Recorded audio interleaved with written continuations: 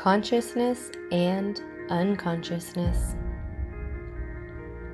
With origin in the Latin word conscience, with knowledge, conscience is the psychic act through which a person perceives himself in the world. On the other hand, consciousness is a property of the human spirit that allows it to be recognized in essential attributes. Gnosis affirms that consciousness in man is a very particular kind of intuitive apprehension of knowledge, independent of all mental activity. The faculty of consciousness allows us to know ourselves. Consciousness gives us complete knowledge of what is and from where it originates.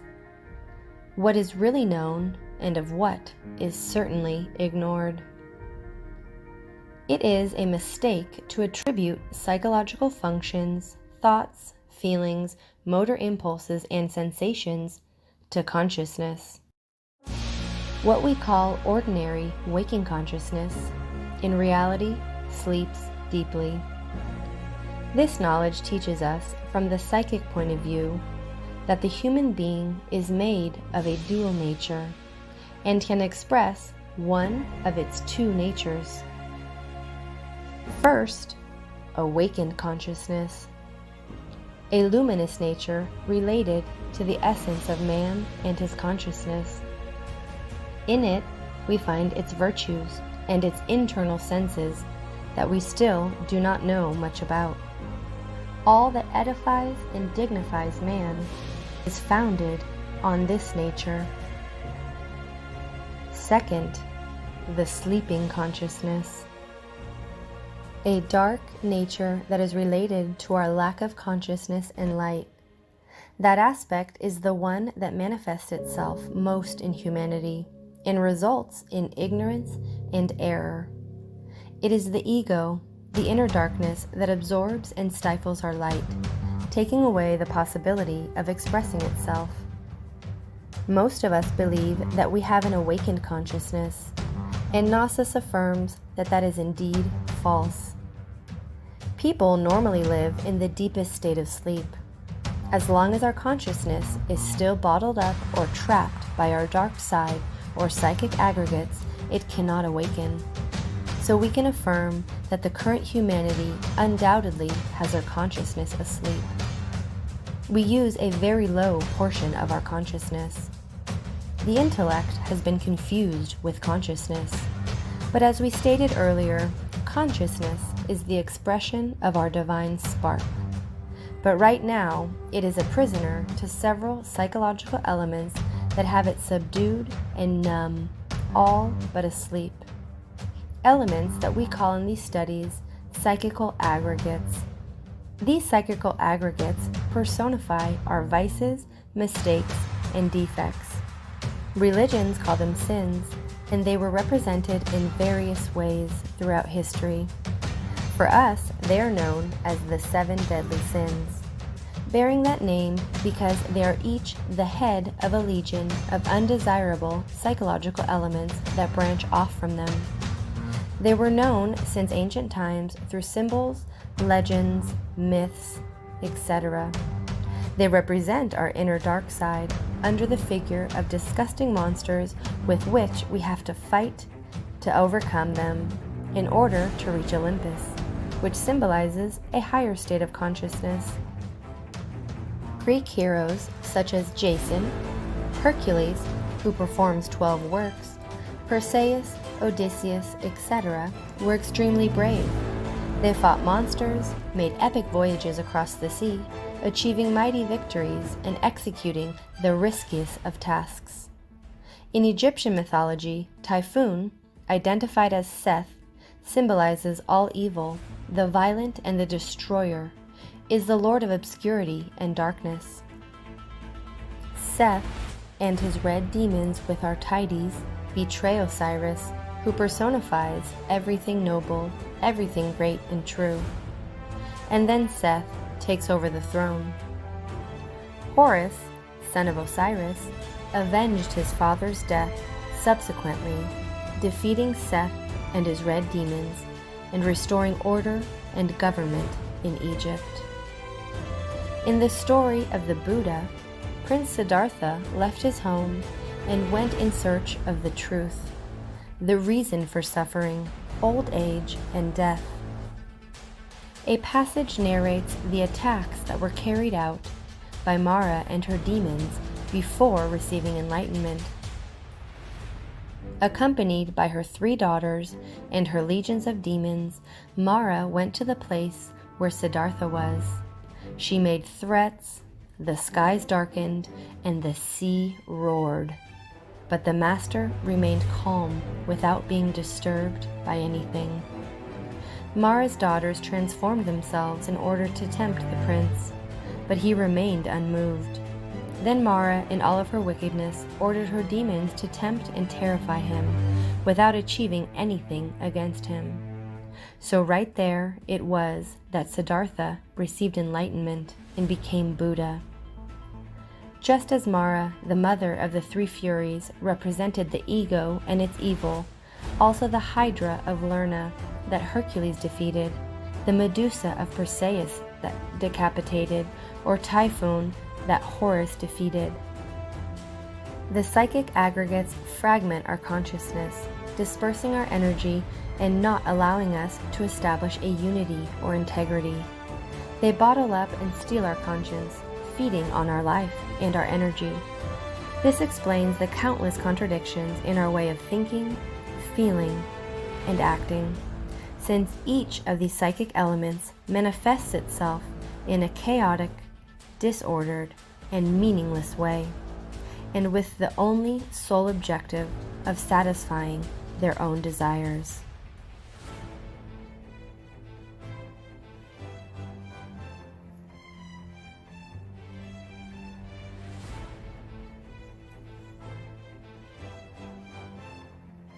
The awakening of consciousness.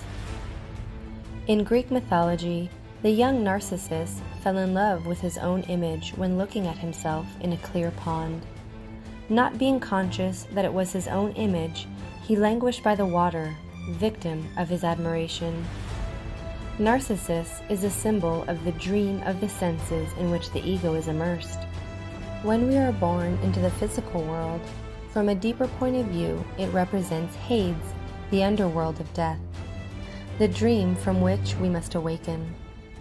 We have been endowed with an essence, but due to the mechanical way of living, our consciousness has been imprisoned and is without expression. As a consequence of this, we have fallen into the dream of consciousness. We cannot have dominion over ourselves because the psychic aggregate controls our mind and our emotions, owning our psychological country. A person can become very intellectual, but that does not guarantee that his consciousness is awake. He knows how to relate very well to the world that is outside of him and surrounds him, but he has a very poor relationship to the world in which he lives in, that is, with his mind and his own psyche. Unfortunately, humanity lives with a sleeping consciousness. People work dreaming. People walk down the street dreaming. People live and die dreaming. Can you live with your consciousness asleep? Yes, but you live in a dream, being victims of circumstances in which we will be puppets of unknown forces who govern our lives. But it is necessary, first of all, to sincerely convince ourselves that we are asleep. When you accept that you are asleep, it is a sign or symptom that you want to wake up. This is very similar to the person who is crazy. No madman accepts he is crazy. All the crazy people think that they are very well. When a madman realizes and accepts he is crazy, it is a sign that he is improving. The work to be done for awakening is very serious, very profound. Only in this way is it possible to extirpate, eradicate from our psyche many undesirable, subhuman, tenebrous elements within which the essence is imprisoned. It is urgent to know that the psychical aggregates are a set of psychical energies that reproduce in an animalistic underworld of man. These selves fight each other. I must read the newspaper, says intellectual self. I'm going for a bike ride. It contradicts the motor self. I'm hungry, declares the self of digestion. I'm cold, says the self of metabolism. They won't stop me, exclaims the passionate self in his defense. Normally, people have only a small percentage of awakened consciousness and a large percentage of sleeping consciousness. Without a doubt, when consciousness begins to awaken, the first flashes of direct experience begin. As a conscience wakes up, so does the possibilities of direct experimentation. The work becomes more lucid and continuous. When the psychological aggregates begin to weaken and die, the light of the consciousness begins to accumulate. When it begins to accumulate, the establishment of a permanent center of consciousness begins. When the psychical aggregates have died, the permanent center of consciousness has been fully established. Until the unconscious becomes conscious, your subconscious will continue to direct your life, and you will call it destiny. Carl Jung.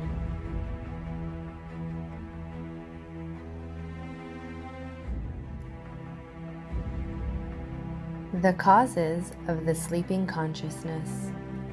Gnosticism teaches us that the human being can only achieve a transcendental state through the consciousness of his own soul and its divine character. Therefore, the prison of the soul is based on the fact of ignoring the wealth of values that we keep within ourselves.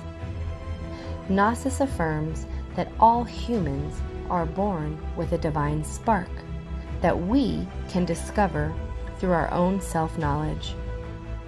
It's not about looking for something you do not have, but rather finding something you were born with. It is, therefore, to discover that you are already immortal, since your essence is not this body or your mind, but your conscience, which is present with you from your birth to your death. Because among other things, the divine spark has no birth, and therefore cannot die either. Being aware of this reality helps us to stop dreaming. Know yourself deeply is having achieved identification with your own divine being. But as explained before, commonly our attention is involuntarily and unconsciously directed towards aspects that keep consciousness in a dream state. These two aspects are as follows. First, identification. Conscious attention excludes that which is called identification. When we identify with people, with things, with ideas, comes the fascination, and it produces the dream of consciousness.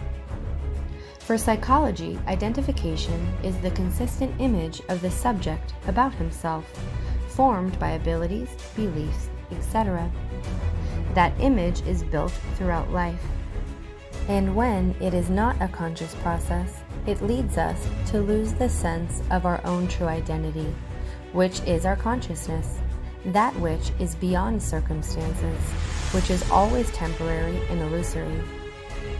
People identify with the mechanical processes of life, with all the problems of daily life, whether economic, political, social, religious, home, out in the street, at work, etc. They are also identified with the negative emotions of jealousy, despair, euphoria, sadness, melancholy, envy, etc. When you identify with yourself, you love yourself too much. You feel sorry for yourself. You overconsider yourself. You think that you have always behaved very well with others, with your wife, with your children, etc., and that no one has known how to appreciate you. In other words, I am a saint and everyone else is the perpetrator. To identify is to forget yourself, our true identity. It is a mechanical and unconscious process where consciousness is absent. and the present is not being lived. This leads to our subconscious taking the reins of our life through any psychical aggregate that is manifesting at the moment.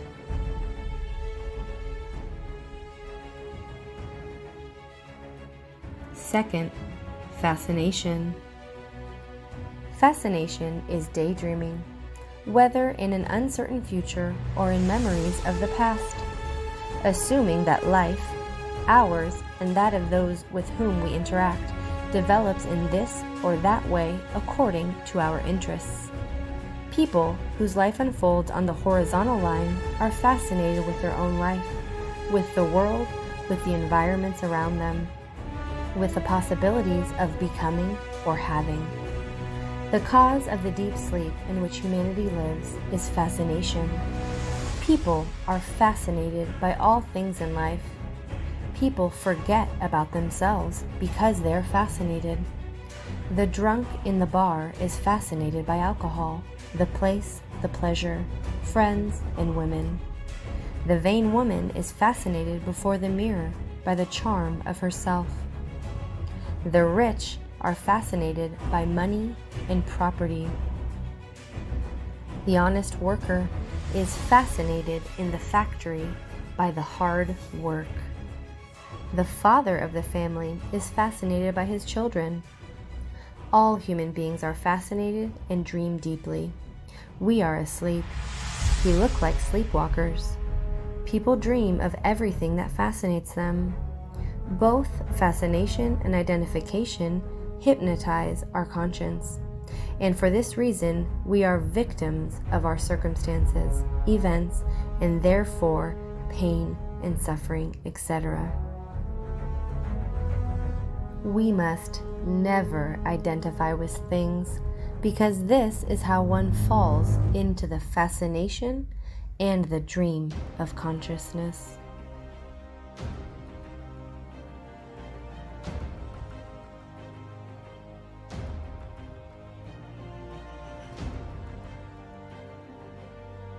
Self-observation. The foundation for beginning to awaken and bring consciousness out of this lamentable state is self-observation. Who doesn't observe himself doesn't know himself, and he who doesn't know himself cannot change. In the words of Carl Jung, one who looks outside dreams. One who looks inside awakens. As you practice inner self-observation, you discover yourself, many people, many selves that live within our own personality.